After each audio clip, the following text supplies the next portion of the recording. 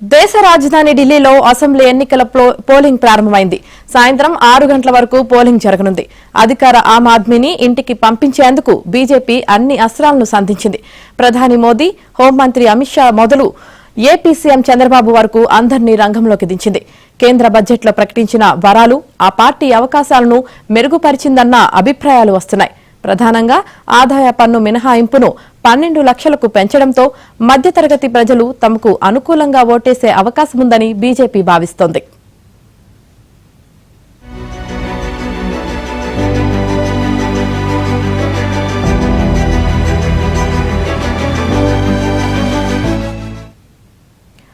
ఆమ్ ఆద్మీ మాత్రం బడుగు బలహీన వర్గాలపైనే ఆశలు పెట్టుకుంది.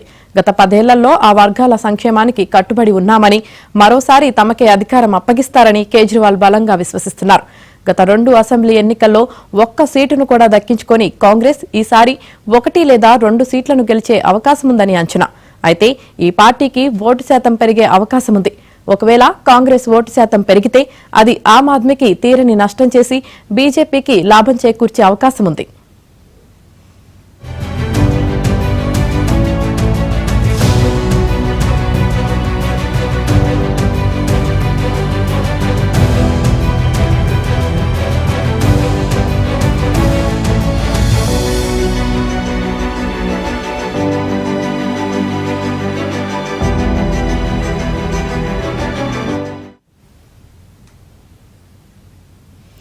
ఢిల్లీలోని 70 అసెంబ్లీ నియోజకవర్గాల్లో మొత్తం 699 మంది అభ్యర్థులు పోటీలో ఉన్నారు.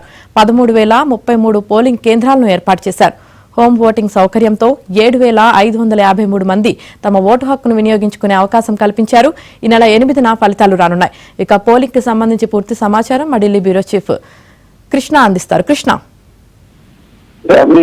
దేశ రాజధాని ఢిల్లీలో అసెంబ్లీ ఎన్నికలు ప్రారంభమయ్యాయి. పోలింగ్ ప్రక్రియ అయితే ప్రారంభమైంది. ఓటింగ్ కోసం కేంద్ర ఎన్నికల సంఘం సర్వం సిద్ధం చేసింది. మొత్తం 70 నియోజకవర్గాల్లో 1.56 కోట్ల మంది తమ ఓటు హక్కును వినియోగించుకోబోతున్నారు. సాయంత్రం 5 గంటల వరకు కూడా పోలింగ్ జరుగుతుంది. క్యూ లైన్లో నిలిచిన వారి కోసం అదనపు సమయాన్ని కేటాయించే అవకాశం ఉంది. అయితే సాయంత్రం 6:30 గంటల తర్వాత ఎగ్జిట్ పోల్స్ కూడా విడుదల కాబోతున్నాయి. ప్రధానంగా ఆమ్ ఆద్మీ బీజేపీ మధ్య ఈసారి ప్రధానమైనటువంటి పోటీ నెలకొనుంది.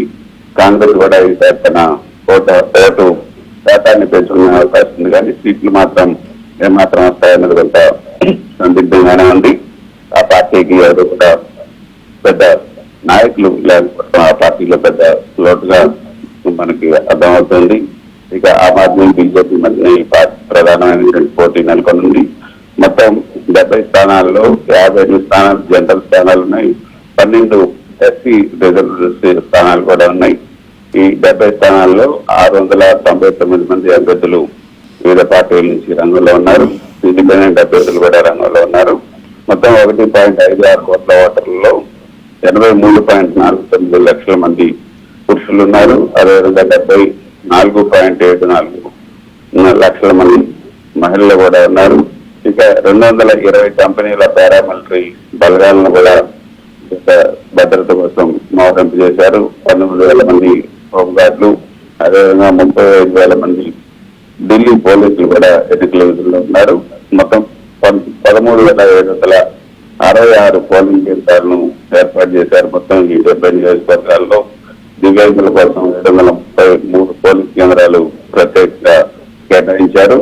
ఇక పోలింగ్ కేంద్రాల వద్ద రద్దీని సమీక్షించేందుకు తొలిసారిగా క్యూ మేనేజ్మెంట్ సిస్టమ్ కూడా ఎన్నికల కమిషన్ ప్రవేశపెట్టింది. ఈసారి ఇదే తొలిసారిగా క్యూ మేనేజ్మెంట్ సిస్టమ్ ను ప్రవేశపెట్టడం జరిగింది. ఇప్పటికే దాదాపు హోమ్ ఓటర్లు 7,980 మంది తమ ఓటర్ను సీనియర్ సిటిజన్లు, దివ్యాంగులు ఇంటి వద్దనే ఓటును వినియోగించుకున్నారు. 3,000 పోలింగ్ బూత్లను సున్నితమైనది అంటే అక్కడ కొంచెం అక్కడ ఉద్రిక్త వాతావరణం నెలకొనే అవకాశం ఉంది. అవాంఛనీయ సంఘటనలు జరగకుండా చూసుకోవడానికి 3,000 పోలింగ్ బూత్ల వద్ద కొంచెం భద్రతను భారీగా ఏర్పాటు చేశారు. ఆయా ప్రాంతాల్లో డ్రోన్ల ద్వారా కూడా పర్యవేక్షణకు ఏర్పాటు చేశారు. ఇక 8వ తేదీన ఓట్ల లెక్కింపు జరుగుతుంది. అదే రోజు ఫలితాలను కూడా లెక్కించబోతున్నారు. ఇక అసెంబ్లీ ఎన్నికల్లో ఆ బీజేపీ అదేవిధంగా కాంగ్రెస్ పోటాపోటీగా ప్రచారం కూడా నిర్వహించారు. ఇందాక మీరు చెప్పినట్టుగా ఎన్డీఏకి సంబంధించినటువంటి ముఖ్యమంత్రులందరూ కూడా ఢిల్లీకి వచ్చి ప్రచారం చేశారు. అందులో భాగంగా సీఎం చంద్రబాబు నాయుడు కూడా 2, 3 తేదీల్లో ఇక్కడ ప్రచారం చేయడం జరిగింది. ఇంకా అసెంబ్లీ ఎన్నికల్లో హ్యాట్రిక్ కోసం ఆప్ ప్రయత్నం చేస్తుంది. అధికారం ఎలాగ దక్కించుకోవాలని బీజేపీ అయితే ఈసారి పట్టుదలతో ఉంది. అందుకే 12 లక్షల రూపాయల ఈ యొక్క ఇన్కమ్ ట్యాక్స్ సంబంధించి మధ్యతరగతి వర్గాలు అదేవిధంగా రైతులకు కొత్త ఊరట కల్పించారు. ఇటీవల ఏదైతే నిర్ణయిస్తారో ప్రవేశపెట్టినటువంటి బడ్జెట్ లో దాని ప్రభావం ఏ విధంగా పడే అవకాశం ఉంది. తర్వాత ఎన్నికల పే కమిషన్ కి సంబంధించినటువంటి అంశం కూడా ఇప్పుడు ఈ యొక్క ఎన్నికల ప్రచారం ప్రధాన అస్త్రంగా మారింది. మరి ఢిల్లీ ఓటర్లు ఈసారి ఎక్కువ మొగ్గు చూపుతారు. అవినీతికి వ్యతిరేకంగా పార్టీ పెట్టినటువంటి కేజ్రీవాల్ ఢిల్లీ లిక్కర్ కేసులో 100 కోట్ల లిక్కర్ కేసులో కూడా ఆయన జైలుకి వెళ్ళొచ్చారు. ఆయన క్యాబినెట్ సహచరులు కూడా జైలుకి వెళ్ళొచ్చారు. దాని ప్రభావం ఈసారి ఏమైనా ఉంటుందా అనేది కూడా చూడాలి. మొత్తానికి అయితే ఢిల్లీ ఎన్నికలు ఆసక్తికరంగా ఉంటాయని చెప్పచ్చు. ఎన్నికల ప్రక్రియ అయితే ఓటింగ్ ప్రక్రియ ప్రారంభమైంది. సాయంత్రం 5 గంటల వరకు కూడా ఈ యొక్క ఎన్నికల ప్రక్రియ జరగబోతుంది. Right, thank you Krishna.